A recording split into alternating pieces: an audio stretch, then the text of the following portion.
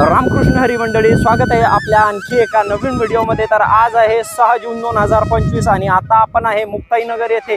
आज येथून मुक्ताईनगर येथून जी संत श्रेष्ठ मुक्ताईबाई यांची जी पालखी पंढरपूरसाठी प्रस्थान करते, या प्रस्थानाचा संपूर्ण जे व्हिडिओ आहे मी आपल्याला दाखवण्याचा प्रयत्न करणारच आहे। पण त्यापूर्वी जर आपण आपल्या चॅनलवर नवीन असाल आणि वारी संबंधीतील पायी वारी जे आळंदी ते पंढरपूर आहे ती आपण करणार आहे, त्याचे जे रोजचे नवनवीन व्हिडिओ पाहण्यासाठी आपल्या चॅनलला सबस्क्राईब करून ठेवा। म्हणजे पायी वारीतील जे पायी वारी कशी करतात, पायी वारीमध्ये वारकऱ्यांचं जीवन कसं असतात, वारकरी आपला संपूर्ण जो प्रवास आहे 17 ते 18 दिवसाचा कसा करतात, हे मी तुम्हाला A to Z एकदम आपल्या व्हिडिओच्या माध्यमातून दाखवण्याचा प्रयत्न करणार आहे।